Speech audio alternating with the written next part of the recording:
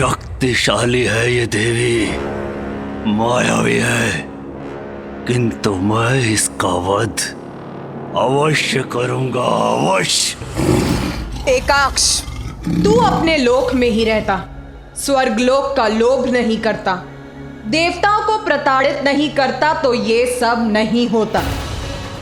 अभी भी समय है, जा अपने लोक लौट जा। तेरे लोक में कोई कमी नहीं है। पृथ्वी लोक के ऋषि और मुनियों के समान, देवलोक के देवताओं के समान, असुरों में भी अपना लोक संभालने का सामर्थ्य है। तेरे पूर्वज दारुक ने भी एक बहुत बड़ा अपराध किया था, किंतु उसकी पत्नी दारुका के कारण उसे एक नवीन जीवन प्राप्त हुआ। यह है एक स्त्री की शक्ति। इसीलिए अब स्त्रियों पर अत्याचार मत कर। जा अपने लोक लौट जा और वहां जाकर अपने मस्तिष्क, अपने जीवन को तपस्या से सींच।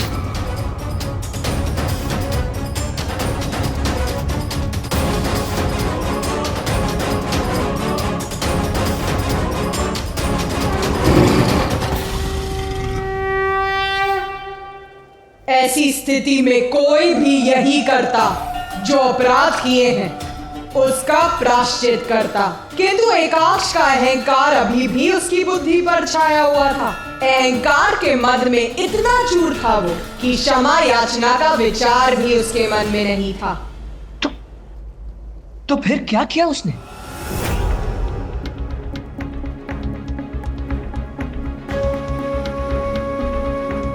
एकाक्ष ने अपनी असुर सेना का आवाहन किया।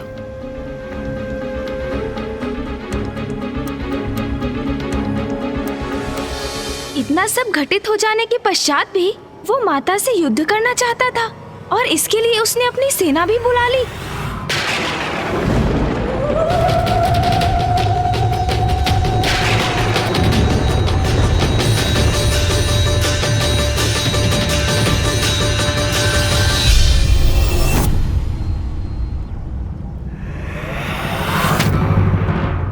बहुत बहुत धन्यवाद इस मार्गदर्शन के लिए देवी।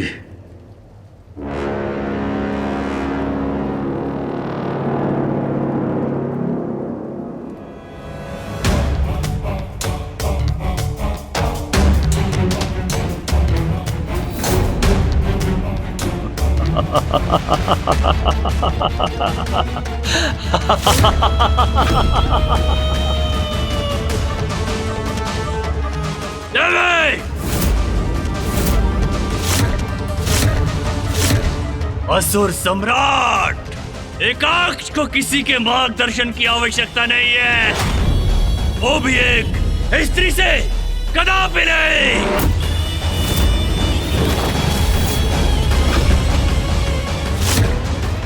माता ने जो इसे अवसर दिया है उसे भी गंवा रहा है ये दुष्ट। मार्गदर्शन तो अब मैं कराऊंगा तुम्हें, मैं।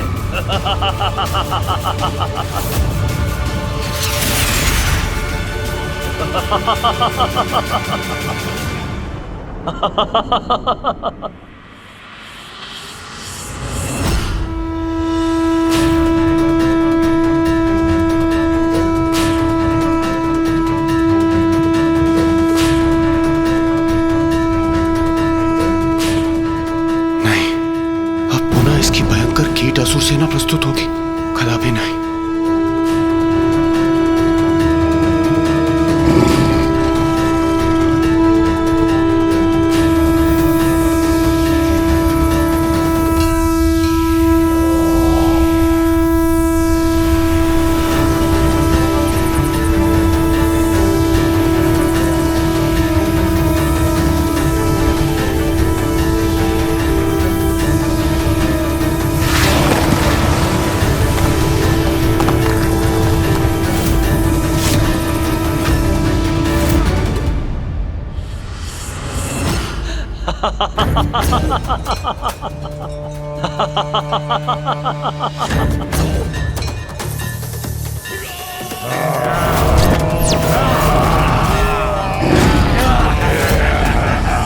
क्या हुआ देव?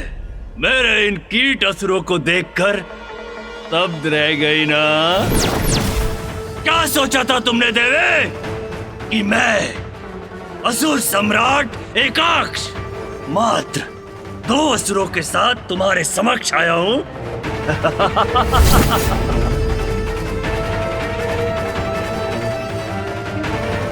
देखो देखो, मेरी संपूर्ण सेना है मेरे साथ, संपूर्ण सेना।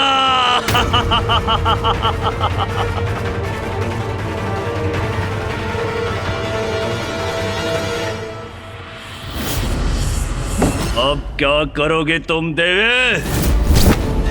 मेरी ये असुर सेना मेरे एक संकेत पर तुम्हारा और तुम्हारे सींग का भक्षण करेगी, भक्षण।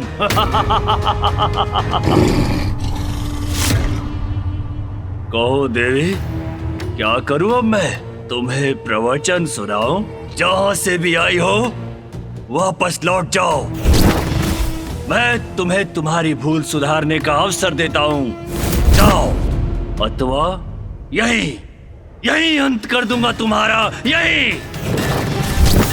बोलो बोलो देवे, क्या चाहती हो तुम? बोलो।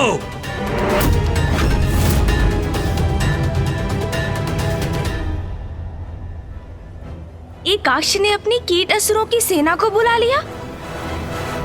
एकाक्ष ने अपनी सेना बुलाई तो मैंने अपनी 64 योगिनियों को प्रस्तुत किया।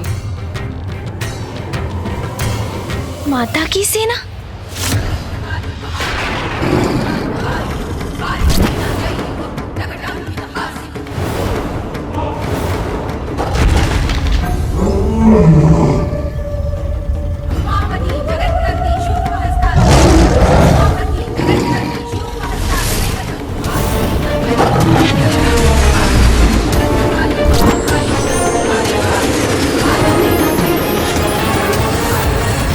बहुरूप तारा, नर्मदा, यमुना, शांति,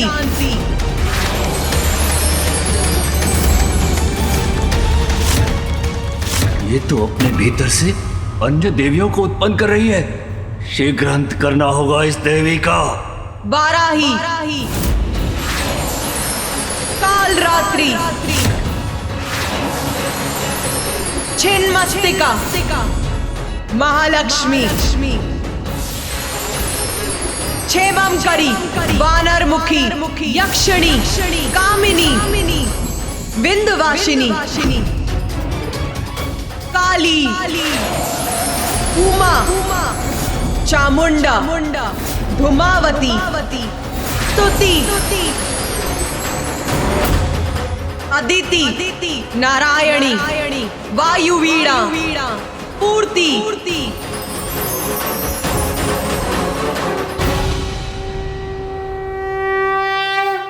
माता ने अपनी 64 योगिनियों का आवाहन किया, जो अपने विकराल रूप में यहाँ उपस्थित है।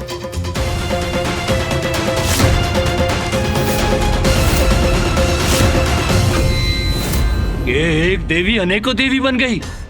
कोई बात नहीं, मैं इन सब का वध करूंगा, सबका। अरे रुक क्यों गई देवी? तुमने मात्र 64 स्त्रियां उत्पन्न की है। ये सामना करेंगी मेरी सहस्रों शक्तिशाली असुर सेना का। तेरी सेना? क्या है तेरी सेना? यदि मेरी समस्त योगिनियां संहार करें तो एक पल में समस्त सृष्टि को मिटा सकती है। देखना चाहता है तू इनकी संहारक शक्ति? बस, बहुत हो गया। अब इस क्रीड़ा का अंत करने का समय आ गया है। अंत। मेरे असुरों, देखो, जो कहा था वही किया मैंने। तुम्हें स्वर्ग लोक में उत्तम जीवन का वचन दिया था मैंने, वो प्रस्तुत है तुम्हारे समक्ष। देखो, मैं तुम्हें और स्त्रियां दे रहा हूं तुम्हारे भक्षण के लिए, और वो भी कोई असुरी राक्षसी स्त्रियां नहीं, देवियां दे रहा हूं, देवियां।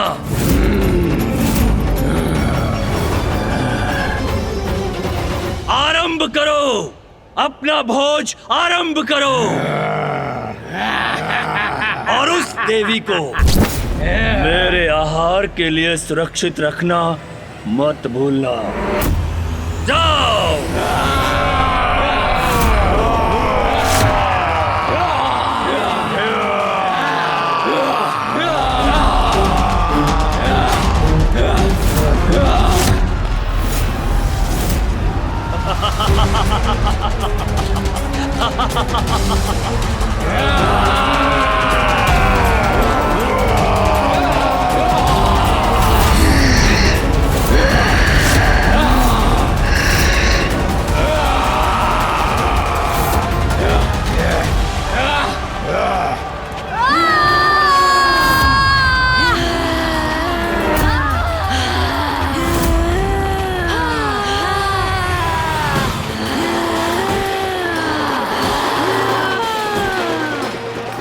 ये देवियां इतनी विशालकाय कैसे हो गई?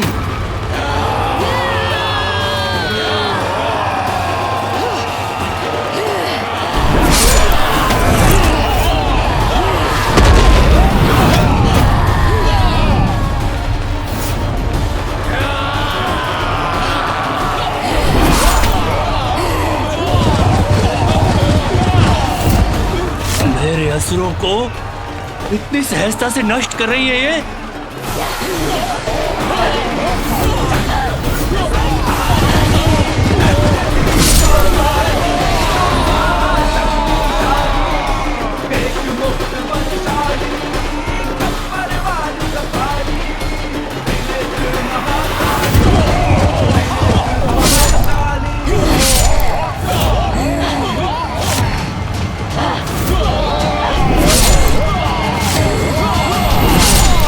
ये क्या हो रहा है?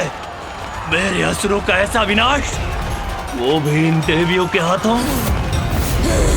ये संभव नहीं है, संभव नहीं है ये।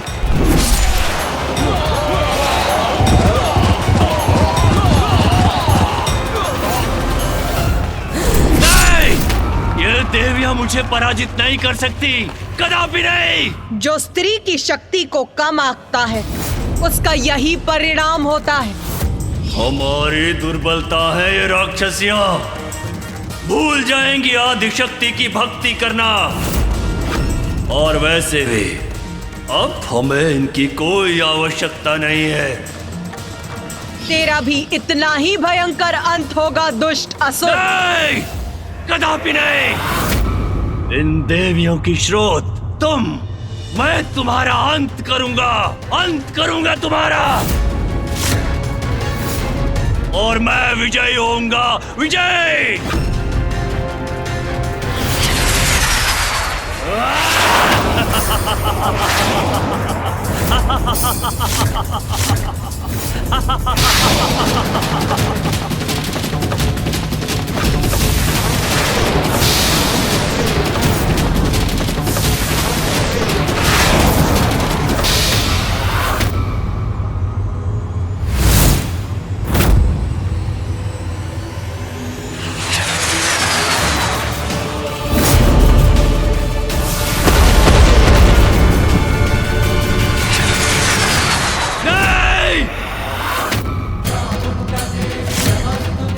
रक्तपान होगा।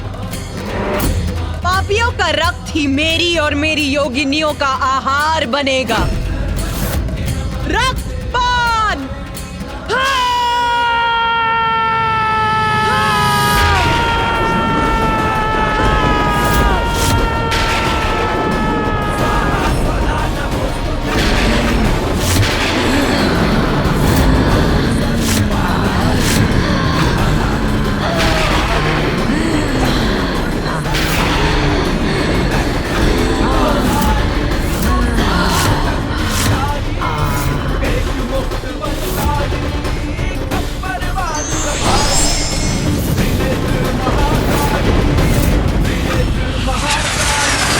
मुझे ज्ञात नहीं तुम सब अपना आकार छोटा करके क्या सिद्ध करना चाहती हो?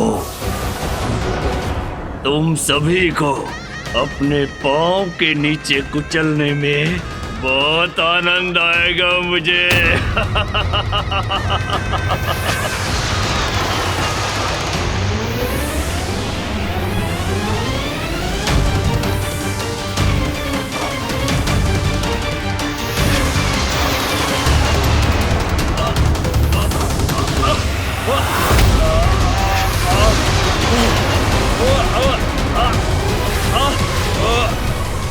छोड़ो मुझे!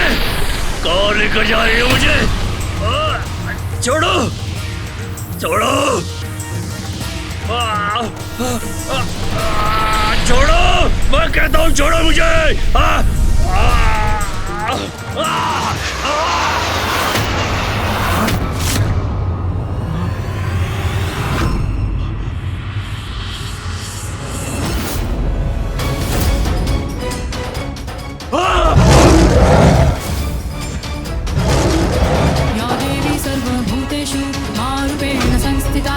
देख अपने चारों ओर, इस संहार का कारण तू है।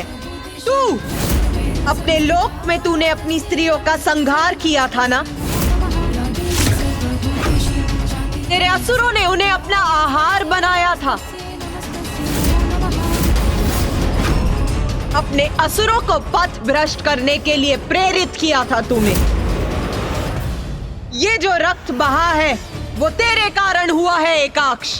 तेरे कारण दूसरों के कष्ट का कारण बनकर तू सुरक्षित कैसे बच सकता है? नहीं, कदापि नहीं। तूने जो किया वो अक्षम्य है।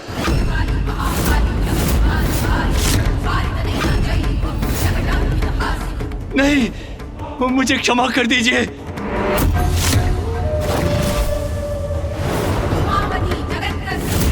नहीं, नहीं, नहीं, नहीं, नहीं, नहीं, नहीं, नहीं, नहीं, नहीं।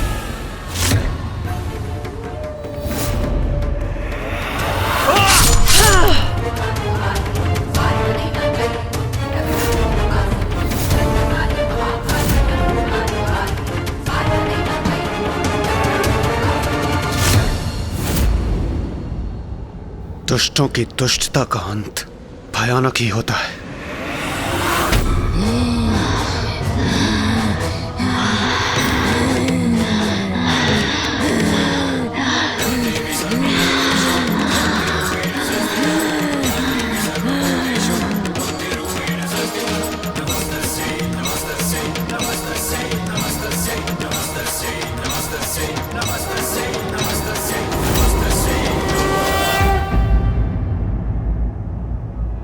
माता, आपने एकाक्ष का वध किया। आपकी 64 योगिनियों ने उस पापी की सेना का अंत किया। तो माता, क्या यही आपका छिन्नमस्ता स्वरूप था? प्रथम पूज्य गणेश जी, हम देवताओं ने भी ऐसा भयानक युद्ध और ऐसा संहार कभी नहीं देखा था। किंतु उसके बाद जो हुआ। क्या हुआ देवराजन? क्या हुआ था उसके बाद? अभी मेरे छिन्नमस्ता स्वरूप ने पूर्णता कहाँ प्राप्त की थी? पूर्णता अर्थात माता? रक्त की पिपासा बहुत भयंकर होती, वो कभी नहीं मिटती है। असुरों का रक्त पान करने के बाद भी मेरी योगिनियों की पिपासा अभी शांत नहीं हुई थी। वो तो और बढ़ती जा रही थी। वो मुझसे और रक्त मांग रही थी।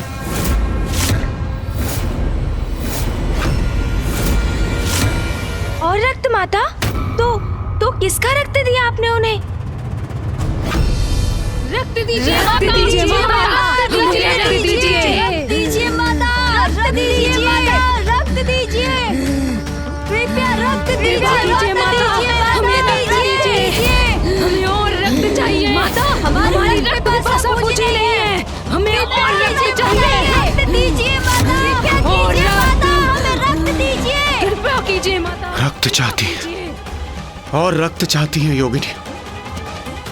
जो उन्हें प्राप्त नहीं हुआ तो वो सर्वत्र संहार करेंगे। हम भूखे हैं किंतु माता। अब असुर शेष नहीं रहे। हम तुम किसके किसके रक्त रक्त का का पान करें हम? किंतु अब असुर शेष नहीं हमें है। रक्त चाहिए किसके माता। रक्त का पान करें? भूखे हैं हम भूखी है माता, भूखी है हम। मिटाइए माता। हमारी भूख मिटाइए माता।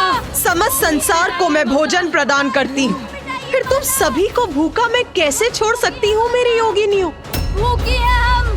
माता हूँ मैं तुम सभी की भूख मिटाने के लिए, तुम सभी के आहार के लिए मैं तुम सभी को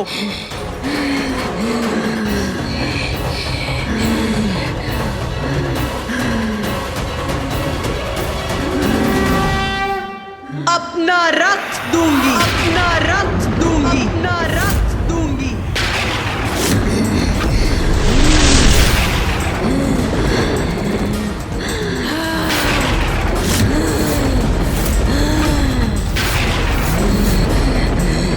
अपना रक्त देंगी माता।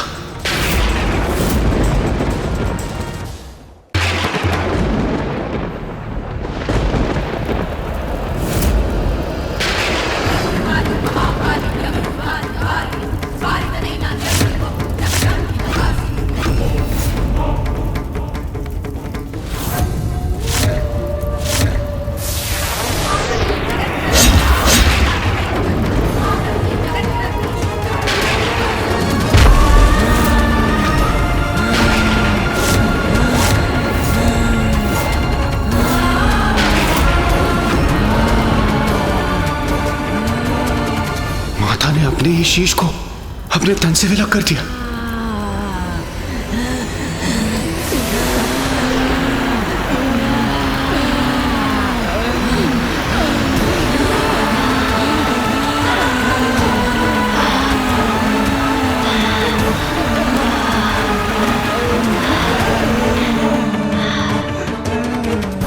कितनी अद्भुत है माता की लीला। अपनी योगिनियों की तृष्णा को शांत करने के लिए वो स्वयं अपना ही रक्त बहा रही। जय मां छिन्नमस्ता।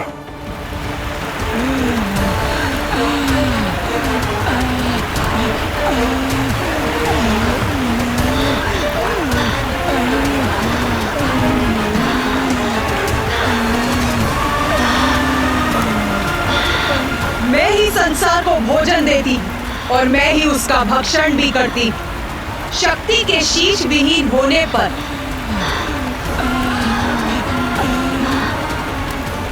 महादेव भी अपने शीश रहित कबंध रूप में प्रकट होते और देवी छिन्नमस्ता के साथ कबंध रूप में रहते।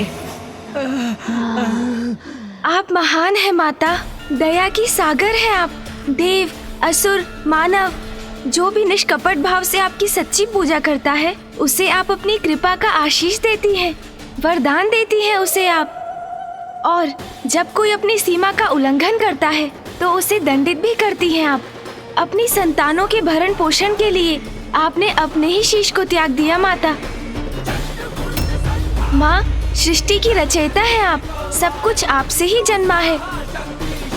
आप ही सबकी पालनहार हैं। सृष्टि के संतुलन को स्थापित रखकर उसकी रक्षा भी आप ही करती हैं माता।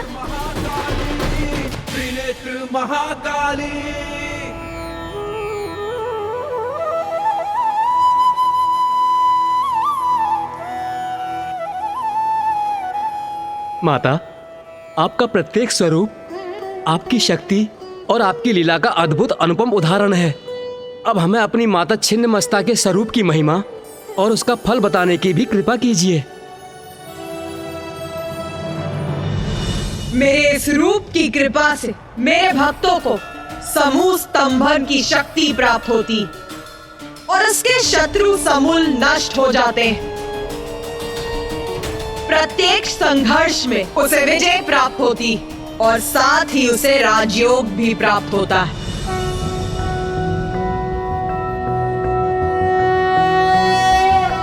नाभौ शुद्ध सरोज वक्त्र विलसत् पान्थुक पुष्पारुणम् भास्वद भास्कर मंडलम् तदुदरे तद्योनि चक्रं महत् तन्मध्ये विपरीत मैथुन रत प्रद्युम्न सत्कामिनी पृष्ठस्थां तरुणार्ककोटिविलसत्तेजः स्वरूपां भजे।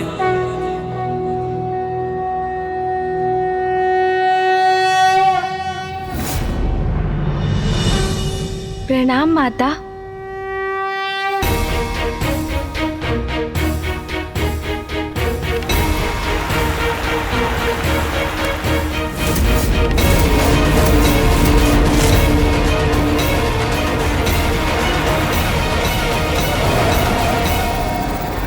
मुझे अनुमति है ना माता कि मैं अपना प्रश्न आपसे पूछ सकूं? पूछो अपना प्रश्न। माता, आपके द्वारा त्रिदेवों को प्रकट करने की जो प्रक्रिया आरंभ हुई, उसमें आपने जल, पृथ्वी, सूर्य और 14 भुवनों का सृजन किया।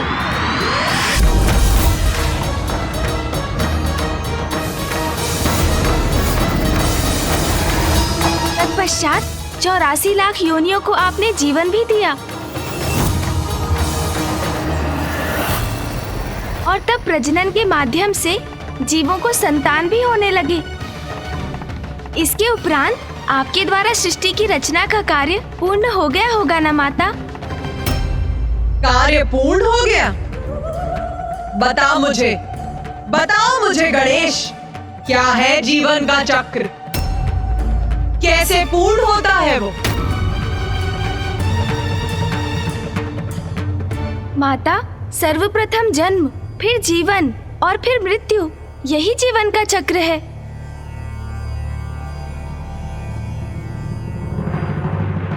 उत्तम उत्तर है तुम्हारा, और उसी में तुम्हारे प्रश्न का उत्तर भी निहित है। सुनो, जीव अब संतानों को जन्म दे रहे थे। जीवों की संख्या में वृद्धि हो रही थी, किंतु उनकी मृत्यु नहीं हो रही थी। इसीलिए प्रकृति में असंतुलन उत्पन्न होने लगा, और इसीलिए मेरे दूसरे अवतार के अवतरित होने के लिए ये आवश्यक हो गया।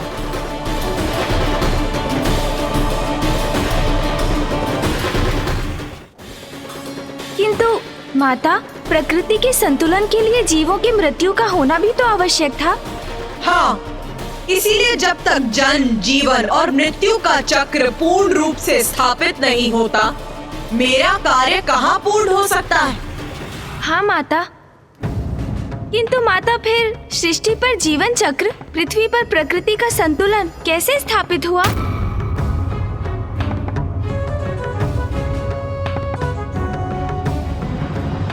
यही प्रश्न देवताओं के मन में भी उत्पन्न हुआ था।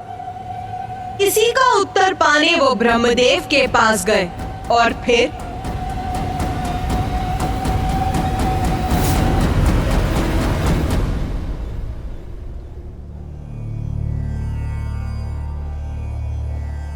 प्रणाम ब्रह्मदेव।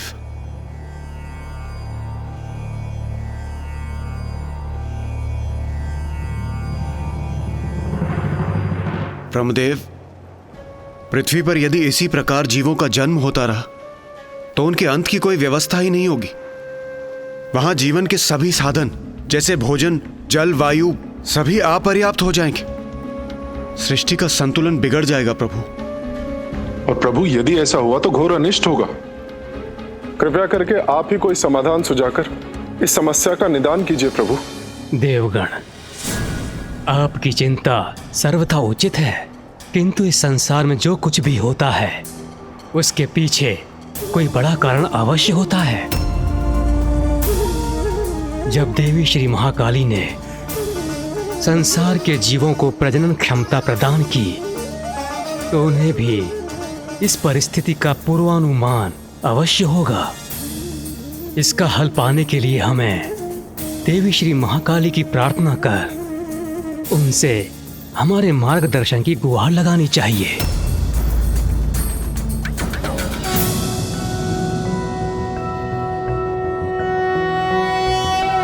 ॐ खड्गं चक्रगदेषु चापपरिघात्रशूलं भुशुण्डिं शिरः शङ्खं सन्दधतिं करे स्त्रीनयनां सर्वाङ्गभूषावृतां नीलाश्मकुतिमास्य पाददशकां सेवे महाकालिकां यामस्तो व्यस्वपिते हरो कमलजो हन्तुं मधुं कैटभम् ॐ जयन्ती मङ्गलकाली भद्रकाली कपालिनी दुर्गा क्षमा शिवा धात्री स्वाहा स्वधा नमोस्तुते।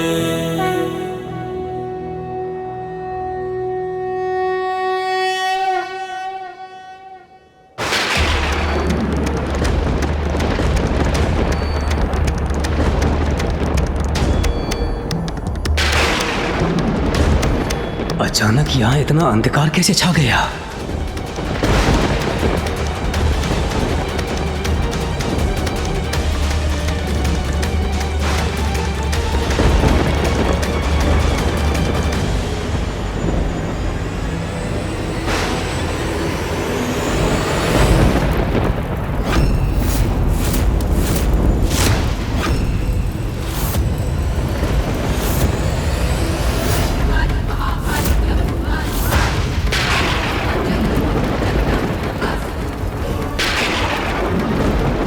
प्रणाम देवी भैरवी।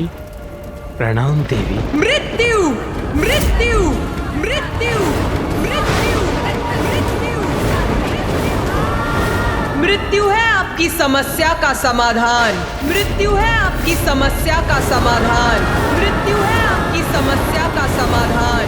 मृत्यु है आपकी समस्या का समाधान। जीवन और मृत्यु का चक्र प्रकृति के संतुलन के लिए आवश्यक है, इसलिए ईश्वर ने ये विधान बनाया है।